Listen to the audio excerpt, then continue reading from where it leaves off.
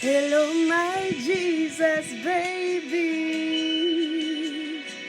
Hello mes amours, hello mes bien-aimés de Jésus-Christ. Donc aujourd'hui, on va parler d'un nouveau sujet sur cette chaîne. Non, c'est pas vraiment... Ouais, c'est un nouveau sujet. Parce que c'est pas la même chose. En fait, aujourd'hui, je voulais vous parler, comme je pense que vous avez vu, dans la description, de vraiment... de certaines manières pour se rapprocher du Saint-Esprit. Donc, de nouvelles méthodes, de nouvelles manières. Parce que oui, la relation avec le Saint-Esprit est la relation la plus importante de notre vie. Et donc, en fait, je voulais vraiment vous parler de ça. Parce que sans avoir une véritable relation avec le Saint-Esprit, ça va être compliqué dans toute notre relation. Une relation vraiment que on a, comment ça s'appelle, dont on passe le temps, dont on a vraiment la ferme conviction de pouvoir faire ça marcher. Donc, sans cette relation, cette véritable relation avec le Saint-Esprit, ça sera compliqué. Ça sera vraiment compliqué. Donc, aujourd'hui, je voulais vous amener 5 astuces. Peut-être que vous n'arrivez pas à vous rapprocher de Dieu, mais aujourd'hui, je suis là pour vous, mes babies, pour vous partager ces 5 astuces pour se rapprocher du Saint-Esprit. Let's go. OK.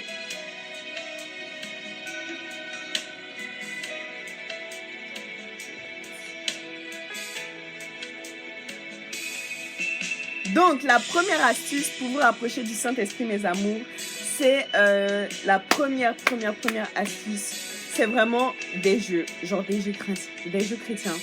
Par exemple, je sais pas, des quiz ou des jeux de société.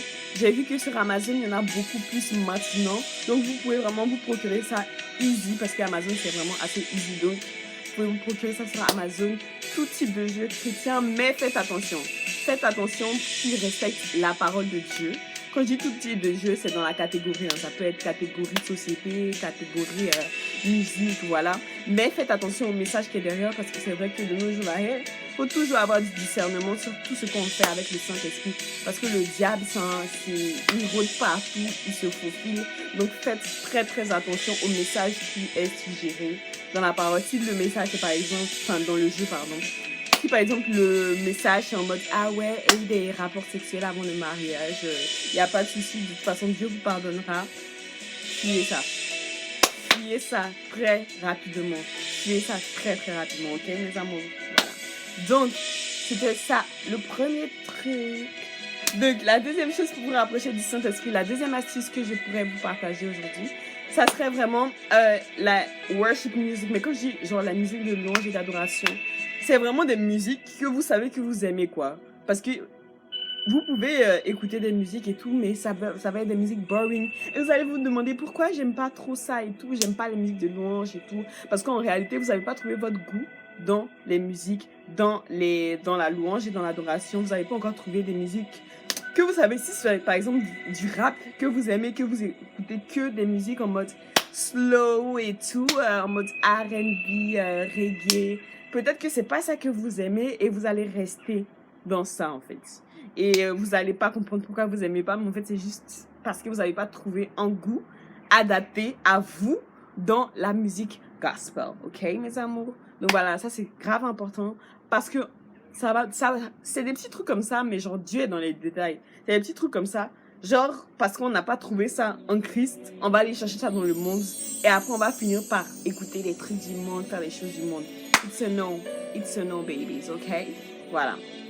Donc, ensuite, la troisième chose, mes amours, la troisième chose pour vous rapprocher du Saint-Esprit, je vais le répéter, je vais le dire très fort, c'est sortez, passez du temps avec Dieu comme si ce sont des dates. Oui, ce sont des dates, ce n'est pas une blague, genre, ne faites pas de votre relation avec Dieu un truc en mode, en fait, des fois, on est drôle, hein. Genre, on va faire des trucs en mode, ah ouais, là, je vais lire la Bible et tout. Mais vous, you don't make it fun. Tu rends même pas ça fun, en fait. Tu rends pas ça intéressant. Tu rends pas ça divertissant aussi, tu vois. C'est vrai que c'est pas facile de le rendre divertissant, donc priez. Mais genre, faites de telle sorte à ce que ce soit quelque chose qui donne envie, en fait. Le temps que vous passez avec Dieu, le temps que vous prenez pour être avec Dieu, ne le passez pas comme si ça doit être un temps où on vous a obligé. Oh, là même, il doit aller prier, mais ça m'énerve. Hein? Il doit aller prier, mais ça m'énerve. Mais vous n'avez même pas pris le temps, en fait, de penser à quelque chose que vous aimez bien faire pour appliquer ça à votre temps avec Dieu. Parce que le temps avec Dieu, ce n'est pas un temps où on suit des règles, une liste de règles. Oui, il y a la partie religieuse, c'est-à-dire un type de prière, parce que l'un ne va pas sans l'autre. Pourquoi? Dieu est notre ami, mais c'est aussi notre maître. Donc, la partie où, en fait, on prie de manière assez religieuse, de manière assez, on va dire, ce qu'on nous a appris dans la religion, c'est vraiment pour honorer la personne du maître que Dieu est. Mais en plus d'être notre maître, il est aussi notre ami. Donc, en fait, l'un ne va pas sans l'autre. Il faut, oui, reconnaître et prier Dieu d'une certaine manière parce qu'il est notre maître, mais il faut aussi ne jamais oublier qu'il est notre ami, notre bestie, notre friend, period. Donc, l'un ne va pas sans l'autre. Si vous faites l'un sans l'autre ou l'autre sans l'un, beaucoup de gens se trouvent aujourd'hui vraiment... C'est compliqué, en fait. Et tu peux te retrouver dans ce cas-là. Nous tous, tout le monde peut se retrouver dans ce cas-là. Quel que soit, en fonction de la manière dont on prie, en fonction de la manière dont on a cette relation avec Dieu. Amen. Voilà. Donc, c'est vraiment ça. Make it fun. Make it a love story. Moi, je le dis toujours. Je le pense et je suis pas en train de rigoler. Même si vous êtes un homme, c'est pas une affaire oui, c'est pas une affaire de filles. Voilà, c'est les filles qui voient ça en mode romantique et tout. Non. C'est une histoire d'amour. C'est une histoire d'amour. Parce que la véritable vérité, c'est que vous l'avez connu avant qui que ce soit. Vous avez été créé par lui avant qui que ce soit. La première interaction que vous avez eue, c'est avec Dieu. En haut, lorsqu'il vous créait, c'est avec Dieu. Donc, la relation a commencé avant même que vous soyez sur cette terre-là. C'est pour ça que c'est une love story. C'est une histoire d'amour, en fait. C'est une véritable histoire d'amour. Parce qu'il n'y a personne comme Dieu qui est aussi proche de vous que la personne même qui vous a créé, que la personne même qui a créé, qui a mis les choses en vous, qui a set the things, qui a créé votre personnalité, votre caractère, votre manière de penser.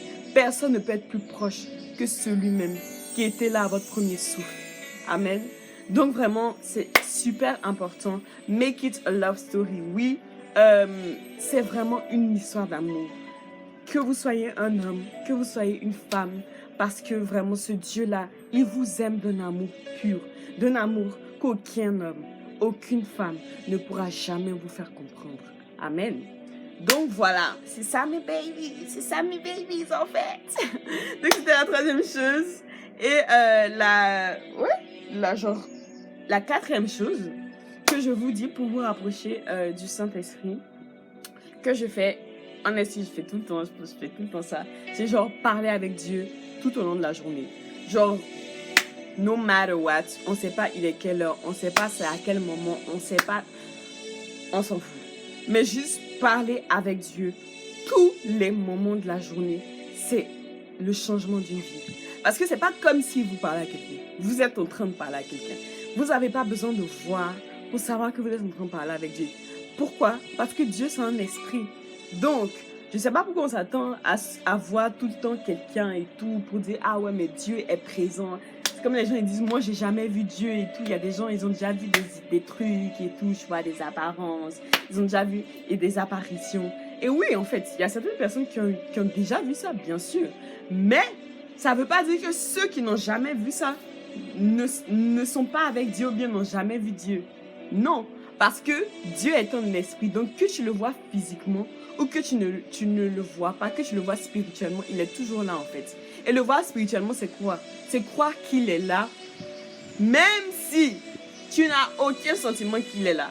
Il est là. Et à partir du moment où tu crois ça, tu te rends compte que Dieu est vraiment là en fait.